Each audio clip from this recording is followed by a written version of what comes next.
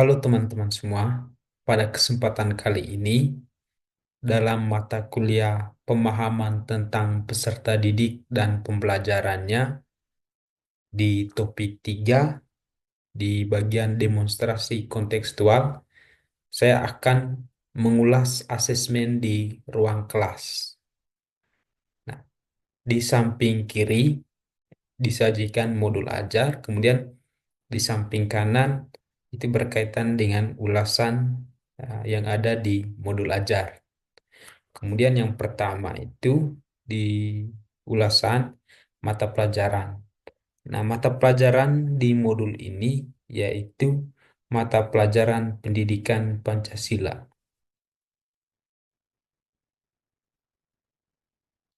Nah, kemudian yang kedua, kelas. Nah, di kelas di modul ajar ini kelas 5.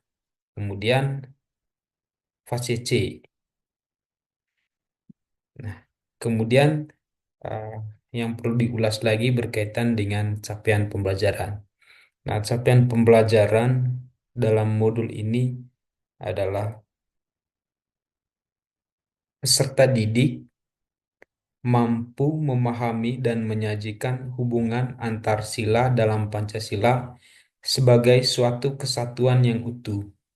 Peserta didik mampu mengidentifikasi dan menyajikan makna nilai-nilai Pancasila sebagai pandangan hidup berbangsa dan bernegara. Peserta didik mampu menerapkan nilai-nilai Pancasila di lingkungan keluarga, sekolah, dan masyarakat. Nah, kemudian tujuan pembelajarannya yang pertama, peserta didik mampu menyebutkan urutan sila-sila Pancasila. Kemudian yang kedua, peserta didik mampu menjelaskan makna dari sila-sila Pancasila. Kemudian yang ketiga, peserta didik mampu menentukan simbol-simbol dalam sila-sila Pancasila. Yang keempat, peserta didik mampu menerapkan nilai-nilai Pancasila dalam kehidupan sehari-hari, baik di lingkungan sekolah atau di lingkungan masyarakat.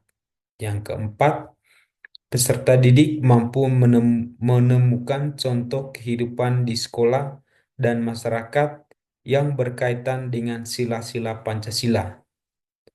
Yang kelima, peserta didik mampu menyimpulkan makna dari simbol-simbol Pancasila. Dan yang terakhir, peserta didik mampu menampilkan contoh penerapan perilaku dari sila-sila Pancasila dalam kehidupan di lingkungan sekolah atau lingkungan masyarakat.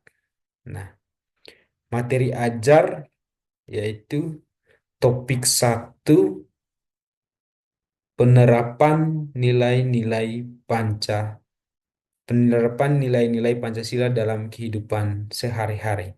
Nah, kemudian jenis asesmen dalam modul ajar ini dia menggunakan asesmen formatif.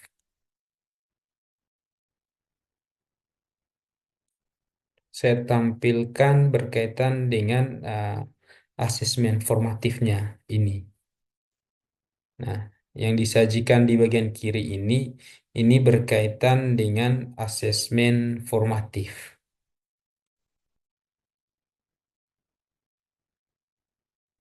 Baik, selanjutnya eh, bentuk asesmen. Nah, dalam modul ajar ini, bentuk asesmennya yaitu soal tertulis dalam bentuk esai. Nah, soal yang pertama itu sebutkan urutan dari sila-sila Pancasila.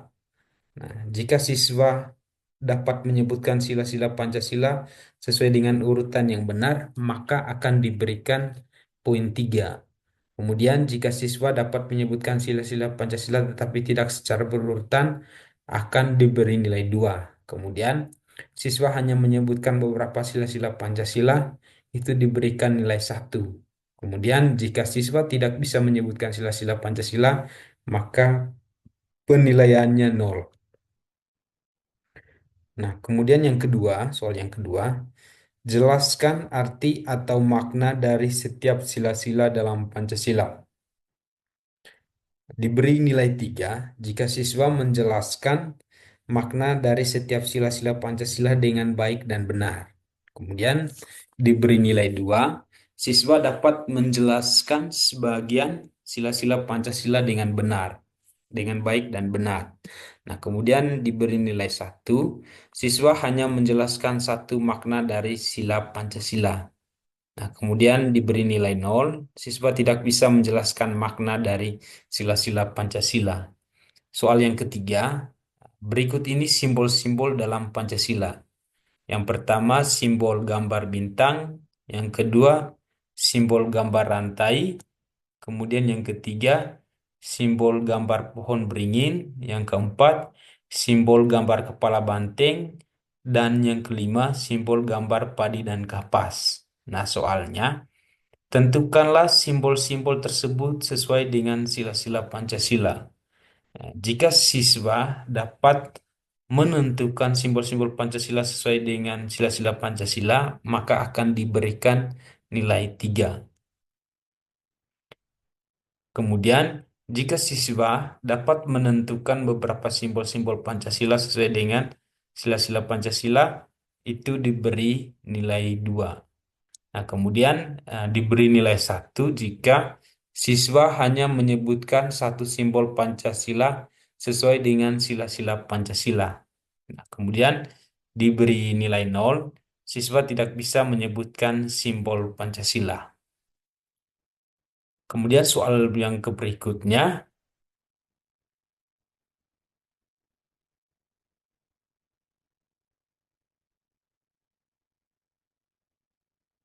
buatlah kesimpulan tentang arti dari simbol-simbol Pancasila. Nah, siswa dapat membuat kesimpulan tentang arti dari simbol Pancasila dengan baik dan benar, itu diberi nilai 3, kemudian diberi nilai 2. Jika siswa dapat membuat beberapa kesimpulan tentang arti dari simbol Pancasila dengan baik dan benar, kemudian diberi nilai 1. Siswa dapat membuat satu kesimpulan tentang arti dari simbol Pancasila dengan baik dan benar. Diberi nilai 0, siswa tidak dapat membuat kesimpulan tentang arti dari simbol Pancasila.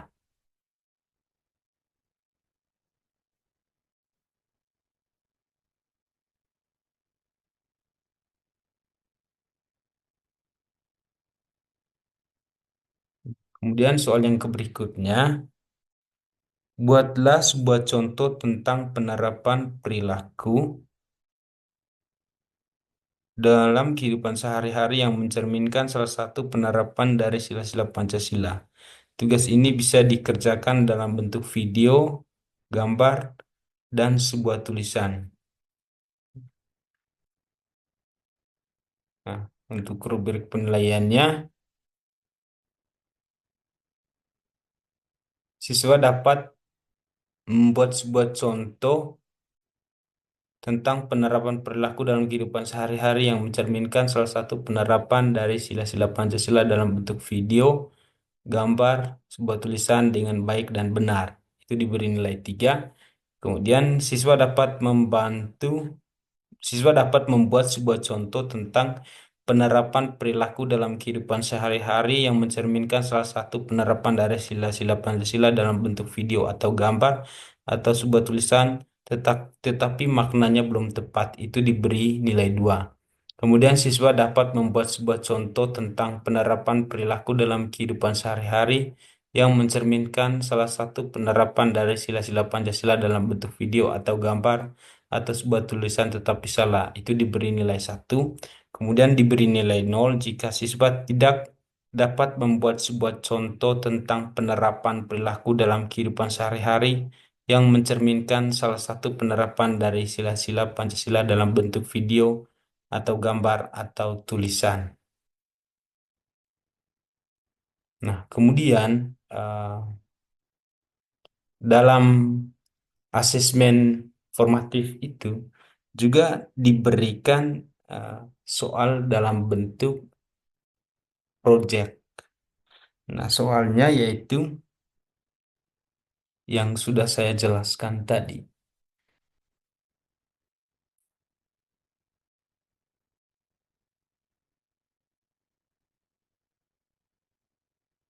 Kemudian ada juga LKPD untuk kegiatan uh, penugasan proyek ini. Nah, LKPD yang pertama itu uh, membuat video contoh penerapan sila-sila Pancasila. Nah, ketentuan videonya yaitu video berupa film pendek, durasi 5 sampai 10 menit, dibuatkan dalam bentuk kelompok, suara video harus terdengar dengan jelas, video diupload ke media sosial. Nah, saya tampilkan di modul ajarnya berkaitan dengan ketentuan video ini. Nah, di samping kiri ini, teman-teman bisa melihat berkaitan dengan ketentuan video. Nah, kemudian yang berikutnya itu ketentuan untuk tulisan. Nah, ketentuan tulisannya itu tulisan bisa berupa opini atau cerpen, kemudian bisa diketik atau ditulis tangan, kemudian diupload ke media sosial. Nah, yang berikutnya itu berkaitan dengan gambar. Nah, ketentuan gambarnya itu gambar mencerminkan contoh dari penerapan sila-sila Pancasila, kemudian gambar harus berwarna dan hasil gambar diupload ke media sosial. Nah, kemudian eh, bagian mana dalam asesmen tersebut yang menunjukkan kesesuaian dengan tahapan perkembangan peserta didik? Jelaskan. Nah, saya tampilkan di modul ajarnya berkaitan dengan asesmen.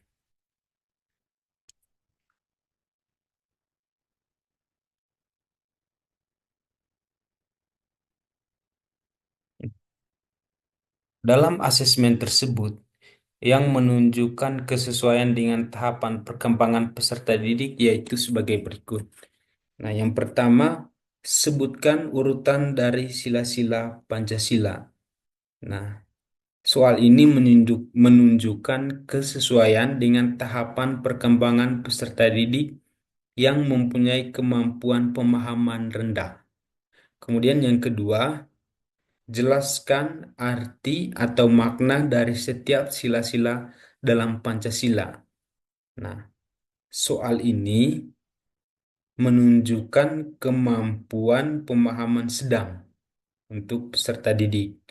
Nah, kemudian yang berikutnya soal yang ketiga, berikut ini simbol-simbol dalam Pancasila. Simbol gambar bintang, simbol gambar rantai, simbol gambar pohon beringin, simbol gambar kepala banteng, simbol gambar padi dan kapas. Tentukanlah simbol-simbol tersebut sesuai dengan sila-sila Pancasila. Nah, soal ini menunjukkan kemampuan peserta didik dengan tahapan perkembangan yang mempunyai pemahaman tinggi. Nah, yang berikutnya, bagian mana dalam asesmen tersebut yang menunjukkan kesesuaian dengan perlunya mempertimbangkan aspek lingkungan budaya dan karakteristik peserta didik? Jelaskan. Nah, dalam asesmen tersebut, yang menunjukkan kesesuaian dengan perlunya mempertimbangkan aspek lingkungan budaya dan karakteristik peserta didik yaitu sebagai berikut. Yang pertama, mempertimbangkan aspek lingkungan budaya. Nah, buatlah contoh penerapan dari setiap sila-sila Pancasila dalam kehidupan sehari-hari. Ya. Soal ini, dia mempertimbangkan aspek lingkungan budaya dari peserta didik. Nah, dalam penilaian ini, peserta didik diminta untuk membuat sebuah contoh tentang penerapan dari setiap sila-sila Pancasila dalam kehidupan sehari-hari. Hal ini mempertimbangkan lingkungan budaya peserta didik, karena mereka membuat contoh berdasarkan pengamatan mereka di lingkungan tempat tinggal mereka. Kemudian yang kedua, mempertimbangkan karakteristik peserta didik. Nah, soal yang mempertimbangkan karakteristik peserta didik ini yaitu buatlah sebuah contoh tentang penerapan perilaku dalam kehidupan sehari-hari yang mencerminkan salah satu penerapan dari sila-sila Pancasila. Tugas ini dikerjakan dalam bentuk video atau gambar atau sebuah tulisan. Nah, maksud dari penilaian ini adalah peserta didik dituntut untuk bisa membuat sebuah contoh penerapan dari setiap sila-sila Pancasila dalam kehidupan sehari-hari dalam bentuk proyek, entah itu video, gambar, atau tulisan.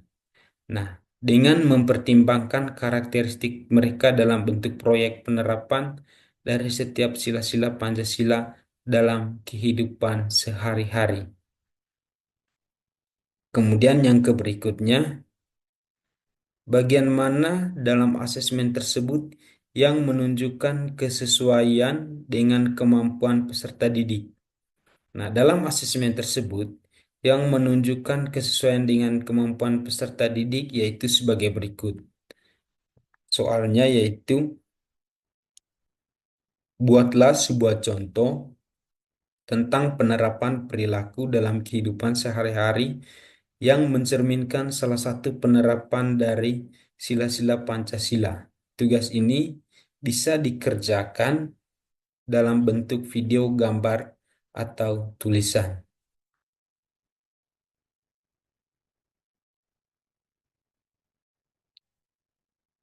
Dalam asesmen tersebut, menunjukkan kesesuaian dengan kemampuan peserta didik.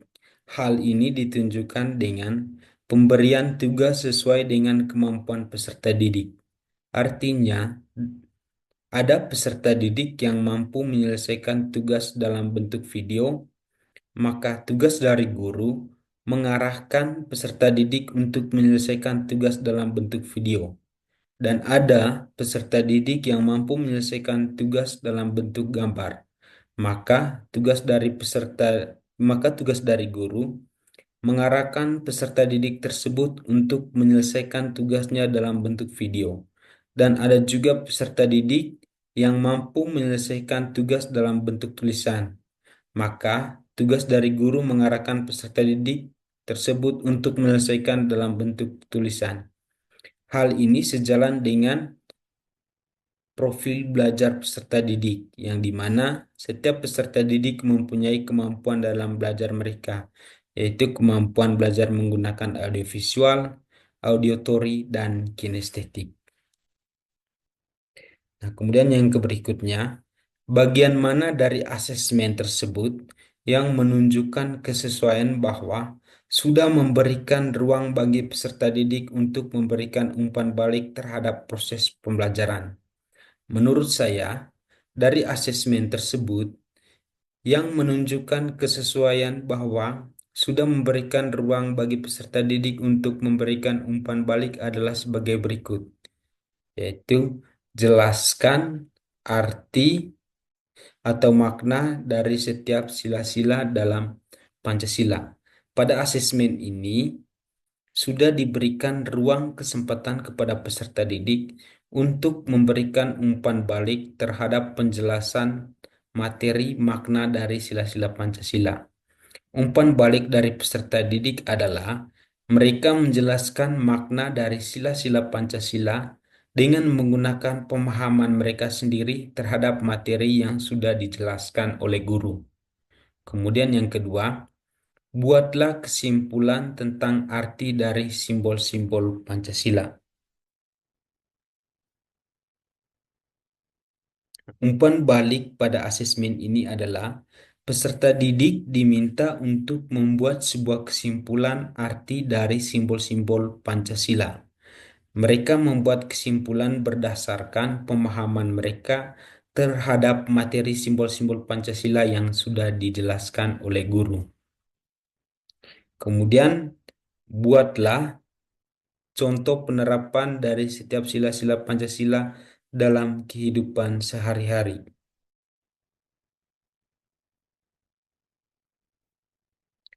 Umpan balik dari peserta didik dalam asesmen ini adalah mereka diminta untuk merefleksikan pengalaman pribadi mereka tentang penerapan sila-sila Pancasila dalam kehidupan mereka sehari-hari di lingkungan sosial mereka. Kemudian yang berikutnya, jika Anda menjadi guru di kelas tersebut, hal apa yang ingin Anda tingkatkan untuk lebih memaksimalkan efektivitas asesmen dengan memperhatikan tahapan perkembangan peserta didik, lingkungan budaya, dan karakter peserta didik serta kemampuan peserta didik? Tuliskan pendapatmu secara lengkap.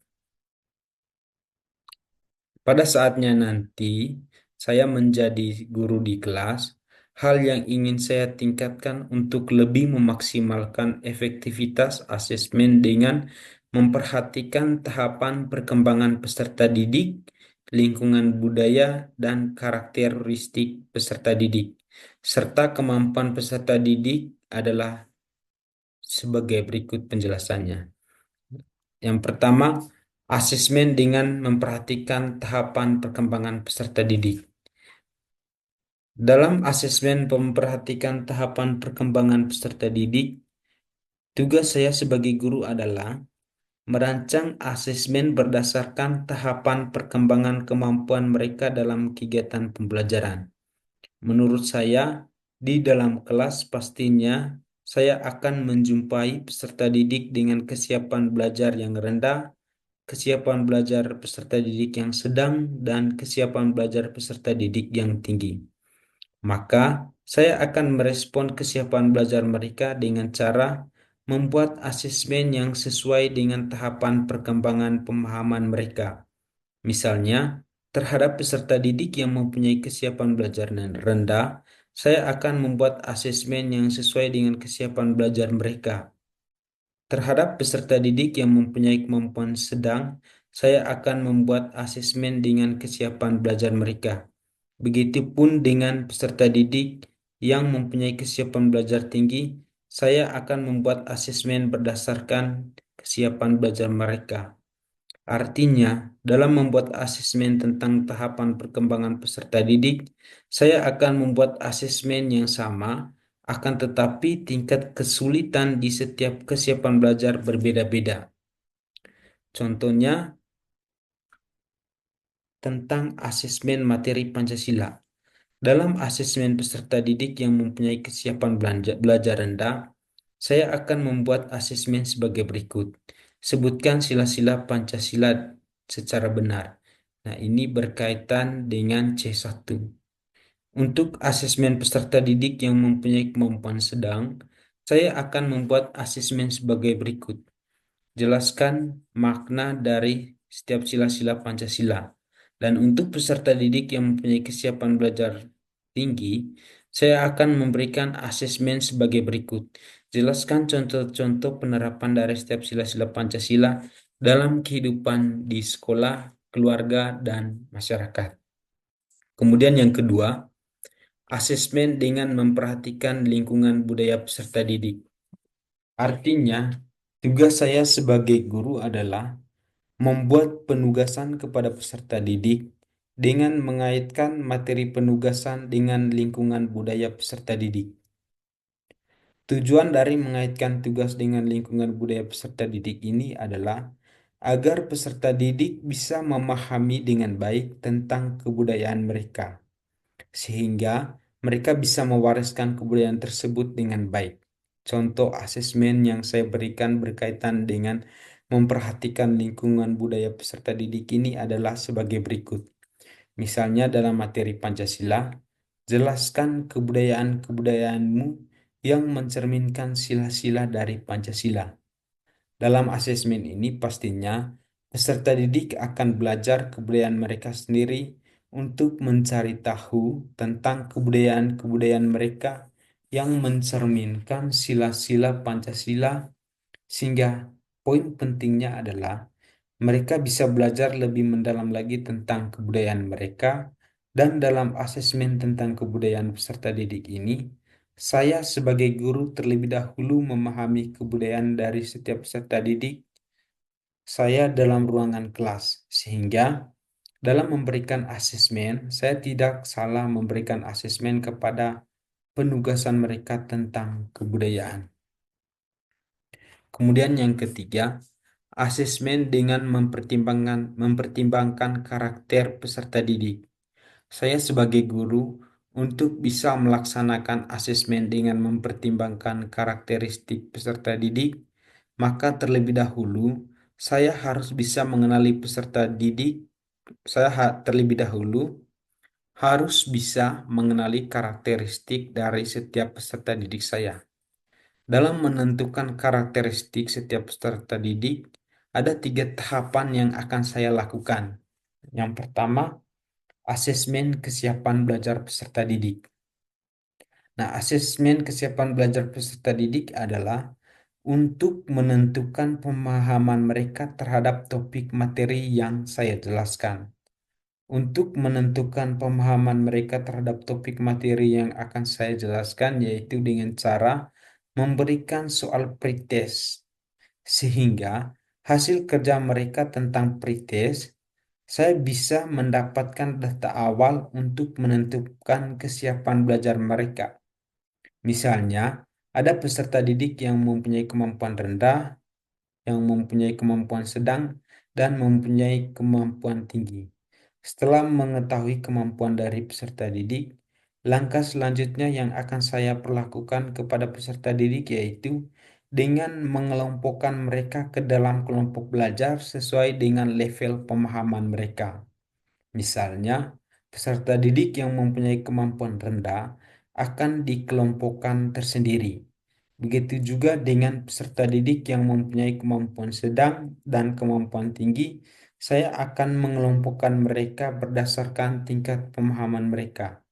Tujuan dari pengelompokan ini adalah agar saya sebagai guru bisa memfasilitasi belajar mereka sesuai dengan tingkat pemahaman mereka. Yang kedua, asesmen minat belajar peserta didik. Asesmen minat belajar peserta didik adalah untuk mengetahui tentang ketertarikan mereka terhadap materi yang akan saya jelaskan. Untuk menentukan minat belajar peserta didik ini, langkah yang saya tempuh sebagai guru adalah saya akan berdiskusi dengan mereka untuk menggali informasi terhadap hal-hal yang mereka suka dalam topik pembelajaran yang akan saya jelaskan. Misalnya dalam mata pelajaran Pancasila, saya akan berdiskusi dengan mereka tentang bagaimana pendapat mereka untuk belajar materi Pancasila ini. Misalnya, ada peserta didik yang mengatakan bahwa untuk bisa memahami materi Pancasila, saya ingin belajar dengan menonton video.